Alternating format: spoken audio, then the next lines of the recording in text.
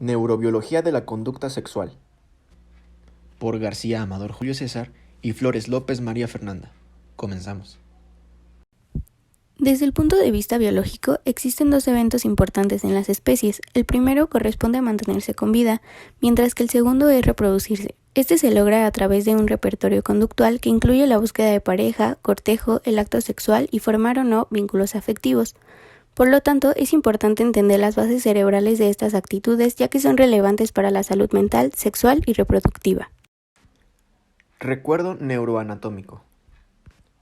El ectodermo, el cual se encuentra por encima de la notocorda, se espesará formando una placa o lámina neural en los primeros días de gestión del embrión humano.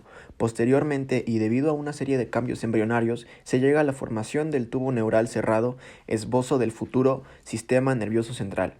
Este tubo paulatinamente se agranda y se forman tres vesículas: prosencéfalo, cerebro anterior; mesencéfalo, cerebro medio; y rombencéfalo, cerebro posterior. Del prosencéfalo surgirán dos nuevas vesículas: el telencéfalo, del cual se formará la corteza cerebral, el cuerpo estriado y el rinencéfalo; y el diencéfalo, el que formará el epitálamo, el tálamo y el hipotálamo. El mesencéfalo, por su lado, formará pedúnculos cerebrales, y el rombencéfalo surgirán dos nuevas vesículas: el metencéfalo formará la protuberancia y el cerebelo, y el mielencéfalo, que surgirá el bulbo y la médula espinal. El telencéfalo tiene dos hemisferios cerebrales, separados por una fisura interhemisférica. Está formado por diversas partes como la envoltura gris, conocida como la corteza cerebral, los cuerpos estriados y el rinencéfalo. La envoltura gris externa tiene una serie de pliegues, giros, circunvoluciones y surcos que dividen al cerebro en cuatro lóbulos: el frontal, occipital, parietal y temporal. El diencéfalo está entre los hemisferios cerebrales y contiene al hipotálamo, considerado el centro diencefálico del sistema nervioso autónomo, que tiene una estrecha relación con la hipófisis y el sistema límbico. El sistema límbico está conformado por dos grandes partes: el sistema límbico propiamente dicho, donde se encuentra el hipotálamo, los núcleos límbico-talámicos, entre otros. Los dos mecanismos fundamentales del sistema límbico son el hipocámpico y el amigdalino. El hipocámpico tiene como vía eferente el fornis y en su vía aferente las conexiones de la corteza entorrinal. La amígdala es el nexo de unión entre la corteza entorrinal y los núcleos de la base. Sus vías eferentes son la estría terminal y las aferentes reciben la información cortical de la córtex tempora-vaso-lateropolar y subcortical. Empecemos a hablar de sus bases neurodinámicas. El primer punto son los aportes neurofisiológicos. El estrés. Según Hans Selye, el estrés es un conjunto de modificaciones biológicas responsables de distintas manifestaciones sintomáticas funcionales orgánicas. Posteriormente, agregó que es una reacción anticipatoria que pone al organismo en situación de afrontar las contingencias peligrosas de la vida. Esta definición significa que ante cualquier demanda, ya sea buena, como un beso apasionado, o mala, como el abandono de la pareja, existirá un estrés. Selye describe tres fases. La primera es la reacción de alarma, la segunda es la fase de resistencia y la última es la fase de agotamiento. Cuando las respuestas del organismo se hacen en armonía, con la mayor naturalidad y sin consecuencias, ya que están adaptadas a las normas fisiológicas del sujeto, estamos hablando de un buen estrés o euestrés. Por lo contrario, cuando las respuestas necesitan una demanda intensa y prolongada, agradable o desagradable, son excesivas y superan las capacidades de resistencia y adaptación del organismo, hablamos de un mal estrés o disestrés. Lo que importa no es lo que sucede, sino la forma como se recibe. Así, por ejemplo, el coito es y debe ser un factor de completa satisfacción y un elemento particular de eustrés, pero si el encuentro sexual es competitivo, agobiante, obsesivo o perturbador, es causante de disestrés. Otro ejemplo podría ser cuando uno está enamorado. Puede producir eustrés cuando es correspondido, pero disestrés cuando no lo es. La respuesta del organismo al estrés se hace por medio de dos sistemas de defensa: el sistema nervioso y el sistema endocrino u hormonal. El sistema nervioso está representado por el simpático catecolamínico y la médula suprarrenal que produce la adrenalina. El sistema endocrino está representado por la corteza suprarrenal que producen las hormonas corticoides, principalmente la cortisona. Podemos distinguir dos tipos de respuestas al estrés. Una inmediata, correspondiente a la reacción de alarma y respondiendo a una demanda urgente, es la respuesta adrenalínica. La otra es relativamente más tardía, lenta y continua, es la respuesta córtico-suprarrenal. El estrés hace variar en forma importante el contenido cerebral de noradrenalina y de dopamina y el contenido de noradrenalina de los órganos periféricos. Como respuesta inmediata al estrés, baja los niveles de noradrenalina cerebral por estimulación emocional y pueden aumentar si la respuesta se hace inmediata o el estrés se hace crónico. Una de las estructuras más importantes en el mecanismo del estrés emocional y de la ansiedad es el hipotálamo. En esta estructura se encuentran numerosos mecanismos neurosecretores que aseguran la síntesis de factores de liberación que permiten las secreciones de estimulinas hipoficiarias. Los más importantes son las aminas biógenas, como la noradrenalina, la dopamina y la serotonina, y la acetilcolina como mediador parasimpático. Se debe dar un equilibrio entre la regulación colinérgica y monoaminérgica. Otro es el proceso de envejecimiento. Sin importar la manera como se explique el envejecimiento, la sexualidad puede y debe continuar después de la menopausia o la andropausia. Es evidente que el envejecimiento neuronal o neuroglial y la desintegración fibriliar, mielénica, axonal o citoplásmica no ocurren en todos los individuos de igual manera. Es decir, no hay apagamiento cortical al unísono ni en la misma forma en todos los casos. En algunos serán los estratos diencéfalo-hipofisiarios los primeros en sucumbir, en otros lo serán los niveles archi y paleocorticales, mientras que en otros lo serán los neocórticos cerebrales, manteniéndose a lo mejor intactos los mecanismos reflejos de la erección y eyaculación subcorticales, y en algunos otros casos serán los autónomos neurovegetativos. Salvo en los casos de cerebroesclerosis, demencias, accidentes cerebrovasculares invalidantes o de otra patología geriátrica limitante de la función sexual, es importante que la vida sexual permanezca activa, salvo la libre y voluntaria decisión en contrario. El segundo punto que tocaremos de las bases neurodinámicas son los aportes neuropsicológicos. La neuropsicología implica integrar el sistema nervioso con la conducta humana. El comportamiento está organizado por conductas variadas dadas regularmente a través del tiempo. El comportamiento sexual contiene varias conductas que deben aislarse para poder analizarse integralmente. Así, el comportamiento sexual podemos observar que surge de la interacción de diversas conductas, por ejemplo, una conducta gestual comunicativa, código, lenguaje, discursos, actitudes, etc.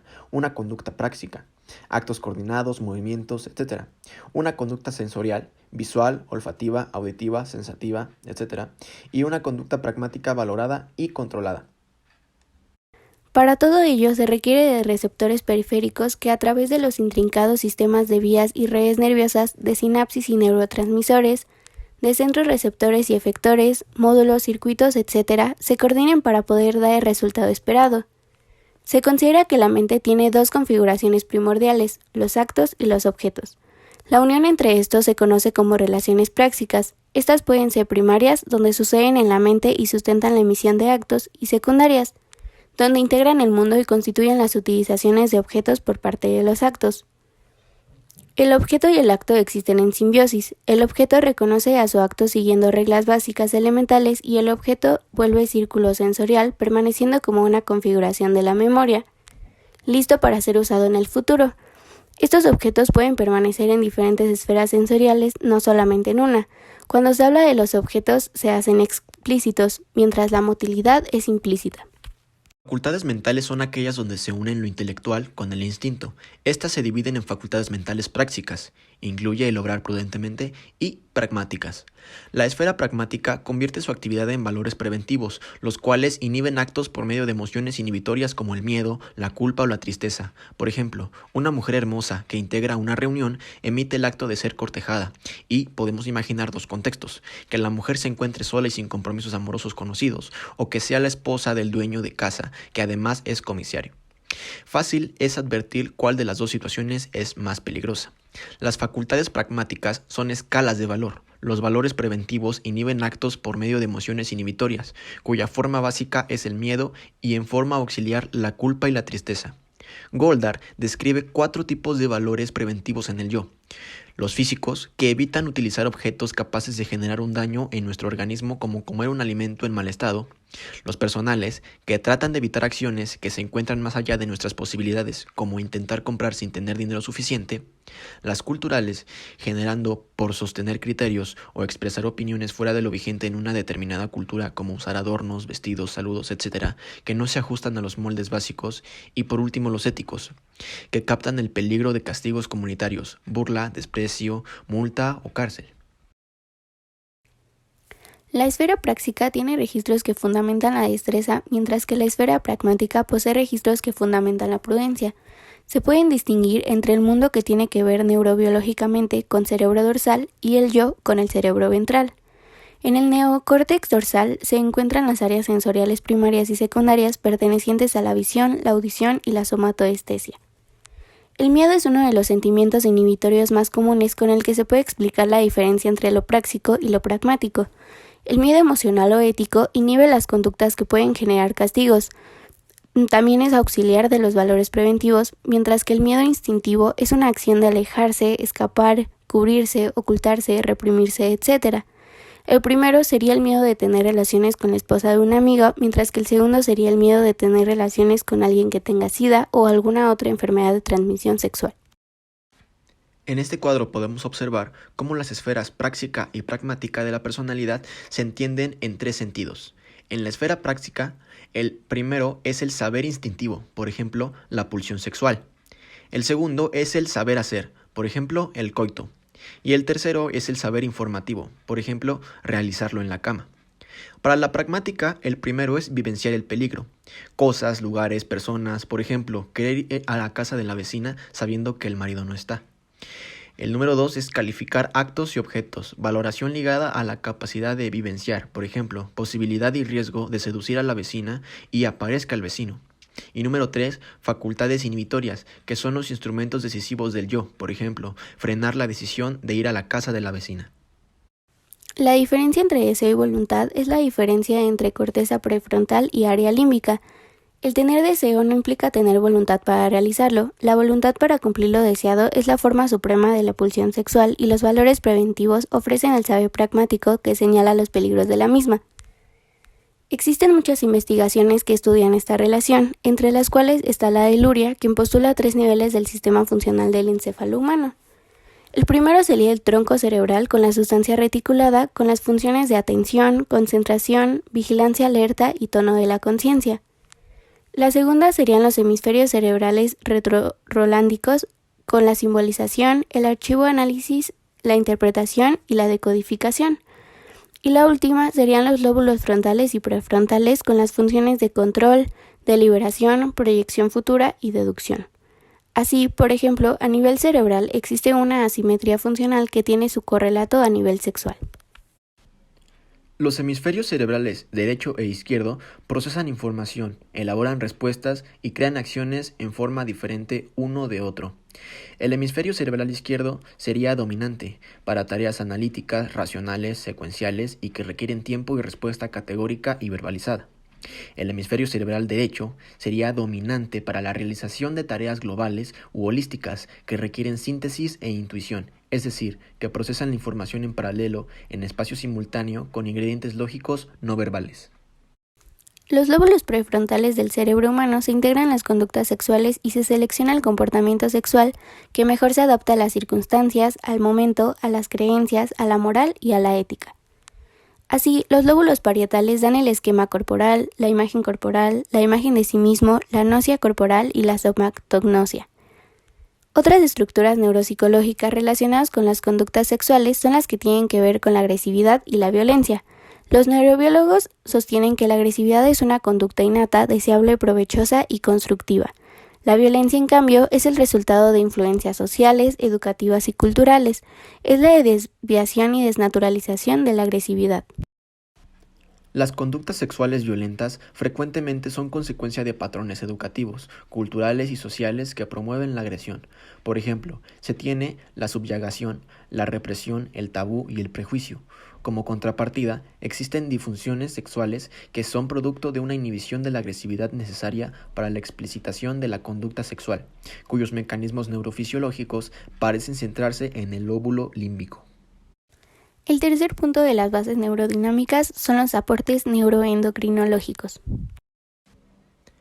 La neuroendocrinología se concentra en las relaciones hipotálamo-hipofisiarias, o el mundo hormonal donde se encuentran las neurohormonas, neurotransmisores, polipéptidos, etc.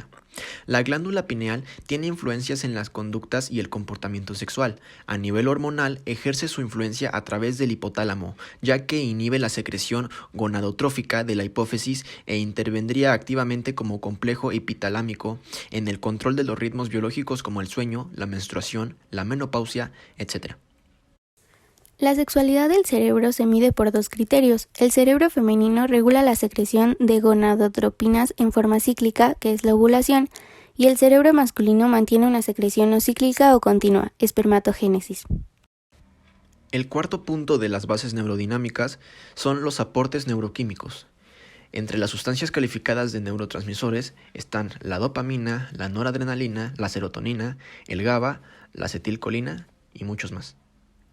La dopamina es la catecolamina más importante. La dopamina se encuentra en cualquier lugar donde se produzca adrenalina o noradrenalina.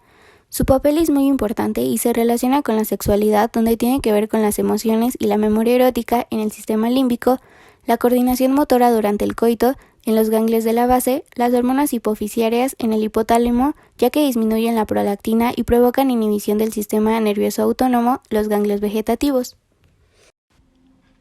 La serotonina o 5-hidroxitriptamina se sintetiza en la neurona a partir del triptófano. Su concentración más elevada está en la epífisis y las células cromafines del intestino delgado. Las células serotoninérgicas del tronco cerebral se encuentran en la sustancia reticulada del RAFE, con todas sus fibras de proyección, lo que permite comprender su influencia sobre la sexualidad a través de los sistemas de alerta y vigilia, la visión, el control de los ritmos biológicos, afectividad y más. La noradrenalina constituye una fase metabólica intermedia entre la dopamina y la adrenalina, proceso de metilación que realiza la glándula suprarrenal. Las neuronas noradrenérgicas están casi siempre referidas al sistema nervioso autónomo simpático e intervienen en las relaciones de alarma o estrés. Tienen localización en el locus coeruleus y por lo tanto importancia cognoscitiva, de vigilancia y con el sueño REM. La acetilcolina es el agente de transmisión de los influjos nerviosos de todos los ganglios del sistema nervioso autónomo parasimpático y es también un transmisor entre el nervio y el músculo. Actúa en forma fundamental en el mecanismo de la erección peniana. Se ha demostrado que luego del orgasmo hay un aumento considerable de la tasa sanguínea de péptidos de tipo endorfina, lo que explicaría la abolición de dolor, la sensación de placer y tranquilidad y el bienestar que siguen al orgasmo. La liberación de estas morfinas endógenas podría también explicar la disminución del apetito sexual que sigue al orgasmo. Las drogas como el naloxone que bloquean el efecto de los opiáceos tienen un efecto inverso. Los opiáceos endógenos servirían entonces de reguladores de la libido. Una carencia de opiáceos desencadenaría hipotalámicamente una sensación de frustración y por lo tanto un aumento de la libido. A la inversa, su liberación consecutiva al orgasmo aboliría temporariamente el deseo. En el punto número 5 se encuentra la neurofisiopatología de la conducta sexual. En primer lugar tenemos el nivel cortical, donde encontramos la región olfatoria, la cual está programada para integrar y apoyar las conductas de autoconservación de la especie y vincula olfacción con sexualidad a través del olor, y las sustancias odoríferas, que son las feromonas, se relacionan con la atracción partenaire sexual. Después tenemos la región preóptica. Esta tiene relación con el acercamiento sexual, la integración visomotora y el orgasmo. La impronta visual se produce antes de los 3 años y estaría relacionada con el aprendizaje de algunas parafilias como el fetichismo y el travestismo. Después tenemos la región prefrontal. Esta se relaciona con la capacidad de anticipación y planificación, el cuidado de la prole, la agresividad, la lucha y la defensa. Después tenemos la región rinencefálica. Esta se relaciona con un rol moderador sobre la expresión del instinto sexual, con la función reproductiva y la perpetuación de la especie. Por último tenemos el sistema límbico. Este se relaciona con el placer, el erotismo, la erección peniana, la eyaculación y el orgasmo. La excitación del sistema límbico puede provocar crisis epilépticas acompañadas de hiposexualidad e impotencia. Heath localizó centros de la erección en regiones córtico-subcorticales del sistema límbico, proyección hipocámpica al septum, tálamo e hipotálamo, el circuito de Papez y la corteza frontal y su conexión con el tálamo. La erección suele ser seguida de descargas hipocámpicas que provocan tranquilidad y euforia. Observó además que en el curso del orgasmo del varón y la mujer confirman la actividad bioeléctrica paroxismal del septum y el sistema límbico, ondas similares a una crisis epiléptica, que desbordan hacia la amígdala y los núcleos hipotalámicos, mientras que no varía notablemente la neocorteza. Se puede producir eyaculación y orgasmo por estimulación de la corteza límbica a través del espinotalámico. Las sensaciones producidas tocando los genitales van vía tálamo a proyectarse a las áreas del placer, hipotálamo, sistema límbico, haciéndose consciente en la corteza. Nivel hipotalámico. Ganglio rector de la organización de los reflejos viscerales y la secreción endocrina. Sistema nervioso autónomo más sistema endocrino. Se vincula con el sistema límbico y la formación reticulada. Es necesaria la integridad del comportamiento instintivo sexual para su acción hipofisiaria. Se relaciona con la identidad de género, la orientación sexual y la respuesta sexual, así como las expresiones de celos, rivalidad, la agresividad y conductas sadomasoquistas, entre otros. Las relaciones entre el hipotálamo y la hipófisis son de una importancia fundamental, ya que esta última se constituye en la glándula maestra del sistema endocrino y controla la actividad de las otras glándulas, liberando en la corriente sanguínea sustancias capaces de estimularlas o frenarlas, estableciéndose un mecanismo de regulación por retroalimentación, feedback. A nivel amigdalino. La amígdala es un intermediario entre la necesidad y el mundo exterior, posibilidad, que inducen modificaciones en el mundo circundante. A nivel complejo, amigdaloide, porción del sistema límbico que yace en la profundidad del lóbulo temporal, se han hecho también experimentos con referencia a la conducta emocional y sexual, donde se observó furia e hiposexualidad y mansedumbre e hipersexualidad. Nivel hipocámpico. Es un reservorio amnésico el cual tiene por finalidad fijar en forma permanente los esquemas o mensajes sexuales adecuadamente codificados que provienen del mundo exterior y ser sometidos a la interpretación que va a determinar si son o no significativos. Las estructuras hipocámpicas reciben conexiones de diversas regiones del sistema límbico, como el área entorrinal, presubículo y área septal, y envían fibras eferentes al fornix, a los cuerpos mamilares, hipotálamo y sistema tálamo difuso y tallo cerebral. Por lo tanto, se halla vinculado al mundo emocional, la actividad visceral y la memoria inmediata. Nivel septal. Es un centro de importancia para la respuesta sexual. Las descargas a nivel septal eliminan la cólera y producen ternura. Además, se infiere la existencia de mecanismos neurales del sistema límbico por los cuales los aspectos emocionales, ya sea agradables o desagradables, podrían influir en la función genital y gonadal. Nivel de la formación reticular. Es como una zona medular a lo largo del ser, principalmente desarrollada a nivel del tronco encefálico desde donde se irradia sus acciones. En sentido medular, regula el tono muscular periférico. En sentido protuberancial e hipotalámico, regula las funciones endocrinas. En el sentido límbico, los procesos emocionales e instintivos. Y en el sentido cortical, la conciencia, las necesidades de hambre, sed, sexualidad y vigilia-sueño. A nivel estriado. Esta región tiene relación con los pedúnculos, el tálamo y subtálamo, formando un gran sistema dopaminérgico que regula las respuestas sexuales típicas de la especie, sensaciones genitales, coordinación motora, erección peniana, eyaculación, etc., a través del espinotalámico. El punto número 6 de las bases neurodinámicas es la motivación de la conducta sexual. La motivación de la conducta sexual humana es el resultado del sistema sexual durante el desarrollo biopsicosocial de la personalidad de un individuo. La estructura neurobiológica que lo posibilita se puede sintetizar así como en este diagrama, con una estructura, filoevolución y respuesta. Explicaremos más adelante la evolución del cerebro que puede afectar y llegar a una conducta sexual. La evolución del cerebro puede considerarse en 3 etapas: reptiliana, paleomamífera y neomamífera. En el cerebro de un reptil, la corteza interna o medial tiene una arquitectura diferente a la que existe en la corteza externa o lateral. Luego, si se observa un corte también frontal de un hemisferio cerebral de un mamífero, se ve el hipocampo. Entre la corteza hipocámpica y la corteza olfatoria de los mamíferos se observa una formación cortical extensa que no se encuentra en los reptiles. Este córtex nuevo se denomina neocórtex. La corteza humana está compuesta por una estructura neocortical que se le denomina isocórtex. Por lo tanto, el cerebro más antiguo es el reptiliano, que tiene primitiva conexión con la sexualidad reproductiva y corresponde con la región rinencefálica. El cerebro paleomamífero se correlaciona con el sistema límbico y se vincula sexualmente con todo lo que concierne emocionalmente con la experiencia coital erótica. Por último, el cerebro neomamífero se vincula con el neocórtex y está relacionado inteligentemente con el dimorfismo sexual en cuanto a la internalización cultural de identidad de género. De manera que la conducta sexual humana es lo suficientemente evolutiva como para vincular el cerebro instintivo con el inteligente a través de un cerebro experiencial. Los distintos determinantes de la conducta sexual son remotos, próximos, inmediatos, conducta sexual actual mostrada por el sujeto y las consecuencias inmediatas o futuras.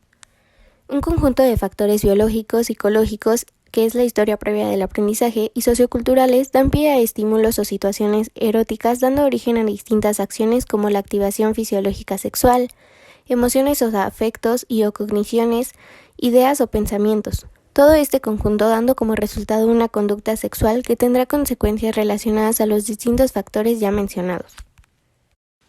Para que el sistema nervioso central pueda registrar una respuesta sexual activa de deseo, excitación y orgasmo, necesita influir el área central superior, de cual actúa a nivel psicogénico en el cerebro.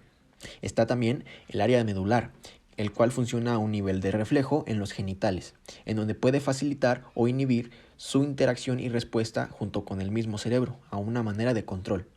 En la periferia está la lumbar, AD12, L1 y L2. Esta produce eyaculación, el orgasmo, el plexo hipogástrico, o también llamada miotonía, y esto produce una acción adrenérgica en el sistema nervioso simpático. En el inferior está la médula sacra, S2, 3 y 4, erección, lubricación. Esto también puede producir el nervio pudendo, que es también llamado vasocongestión. Esto hace una acción colinérgica en el sistema nervioso parasimpático. Sistema nervioso periférico. A nivel estructural del sistema nervioso periférico, tiene importancia básica en la sexualidad la médula espinal y su interacción con el sistema nervioso autónomo. El sistema nervioso autónomo periférico tiene un sector colinérgico que es parasimpático, regulado por la acetilcolina tanto a nivel preganglionar como postganglionar, y un sector adrenérgico regido por la noradrenalina, solamente la porción postganglionar del ortosimpático. Mecanismo neurológico del orgasmo femenino. Para que la mujer tenga un orgasmo es necesario que se integren 3 niveles: el nivel medular, el diencefálico límbico y el neocortical cerebral. En un estudio de la sexualidad de las mujeres parapléjicas se logró identificar lo siguiente. 1. Cuando la lesión reside por encima de D10 se observa A. En el curso de las estimulaciones sexuales, una erección clitoridea refleja que solo puede ser desencadenada por una estimulación local y una lubricación vaginal. Estas dos reacciones no percibidas por la paciente pueden ser objetivadas por el partenaire. B. Contracciones clónicas de los músculos perivaginales por hiperreflexia automática y sin orgasmo por ausencia del componente psicógeno proveniente del sistema diencefálico límbico y del neocórtex. Y C. A veces se proyectan orgasmos de sustitución a nivel de zonas erógenas supralesionales, por ejemplo, por estimulación de las mamas. 2. Cuando la lesión afecta a la médula sacra S2, S3, S4, se observa A. La erección clitoridea por estimulación directa es imposible, al igual que la lubricación vaginal y las contracciones de la plataforma vaginal. Y B. Persiste el organismo psicógeno provocado por la fantasía o el recuerdo. 3. De manera que en el plano de la respuesta refleja medular existen 2 orgasmos que pueden superponerse, seguirse o disociarse. A. Un reflejo externo, clitorideo vulvar superficial, cuyas estimulaciones efectivas pueden ser genitales o extragenitales, regido por los mielómeros S2, S3, S4. B. Un reflejo orgásmico profundo cuyos estímulos operativos sobreviven durante el coito por las percusiones penianas sobre el fondo de saco posterior de la vagina, que pone en juego más sensibilidad neurovegetativa que la cerebroespinal, pues tiene un carácter esencialmente visceral profundo regido por los mielómeros D11, D12 y L1. Mecanismo neurológico de la erección masculina. La erección peniana en general debe considerarse como una respuesta compleja que requiere de distintos controles: central, periférico, local, endotelial y neuromuscular. El control central reconoce distintos mecanismos: el cerebral, el del tronco del encéfalo y el espinal. En general, el sistema nervioso central moviliza y controla la respuesta sexual. Esta comienza a partir de sensaciones y evocaciones del objeto deseado. La estimulación de las áreas subcorticales pertenecientes al sistema límbico, que fueron enumerados previamente, no solo provocan la erección, sino también otras respuestas neurovegetativas. El control periférico. El pene es considerado un órgano sensitivo que lleva información al sistema nervioso central a través de vías aferentes como las simpáticas, parasimpáticas y somáticas. Los vasos sanguíneos, el músculo liso peniano y el músculo estriado circundante se encuentran bajo control de nervios de 3 orígenes diferentes: el simpático torocolumbar, el parasimpático lumbosacro y el somático lumbosacro. La erección requiere de la participación de los 3 sistemas. Las neuronas que inervan en el pene se alojan en el ganglio pelviano mayor, que corresponde al plexo pelviano. Las fibras autonómicas de este plexo que se proyectan al pene reciben el nombre de nervios cavernosos. El control local está dado por los nervios adrenérgicos. La inyección de sustancias agonistas adrenérgicas en el pene en erección provoca su detumescencia. Colinérgicos provoca una relajación del músculo liso, y el sistema neuroefector no adrenérgico no colinérgico NANC provoca la erección. Los nervios colinérgicos siempre se sostuvo que la erección era mediada por el parasimpático, y el simpático como contrapartida la inhibiría, y como consecuencia de ello la acetilcolina sería el neurotransmisor responsable. Existen 3 mecanismos en los cuales la actividad parasimpática contribuye a la tumescencia y la erección peniana, y todos provocan una disminución a los efectos de noradrenalina. El primero es la liberación de sodio, el cual sería inhibida por la estimulación de receptores muscarínicos a nivel de los terminales adrenérgicos.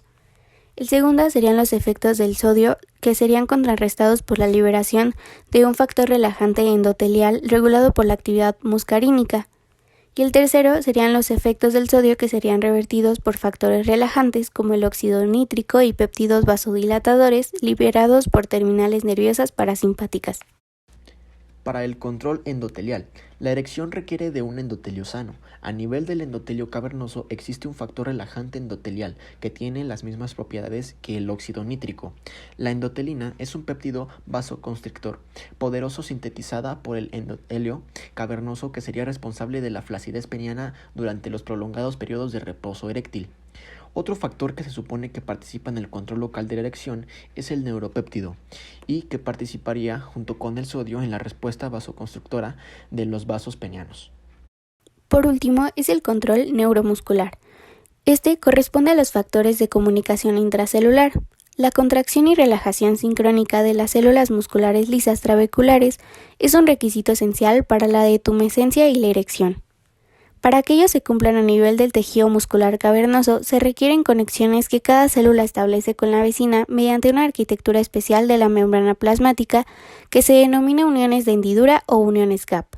Cuando un neurotransmisor alcanza a una célula y desencadena la sucesión de fenómenos que llevan a la contracción o relajación, esta se comunica rápidamente con la vecina, propagando potenciales eléctricos y comunicándose a través de los puentes acuosos con moléculas de iones que constituyen a los segundos mensajeros de la neurotransmisión. Las uniones gap aportan una comunicación crucial para el acoplamiento fármaco-mecánico y la regulación del tono de las células musculares lisa trabeculares. Y el mecanismo neurológico de la eyaculación. Como está en este esquema, el CSE se encuentra debajo del centro eyaculador lumbar, y por influencia psicógena tiene acción sobre la musculatura lisa de los canales secretores a través del plexo hipogástrico, mientras que el CIE tiene acción sobre los músculos estriados del periné por acción del centro eyaculador sacro. Consecutivo a la erección peniana, refleja a través del nervio erector, produciendo un aumento del tono muscular y poniendo resistencia a la presión seminal que intenta eyacular. Si el CIE no opone resistencia por descarga adrenal o ansiedad, se produce una eyaculación rápida por falta de tono de la musculatura estriada frente al rítmico avance del líquido seminal, producto de la estimulación de la musculatura lisa promovido por el CSE a través del plexo hipogástrico. Si se produce una lesión medular entre el CSE y el CIE, se produce una eyaculación asténica o gota a gota, por falta de influencia del músculo estriado sobre el liso. La eyaculación normal es una función refleja igual que la erección que siempre le precede. Y esto fue todo. Muchas gracias por su atención. Nos vemos la próxima.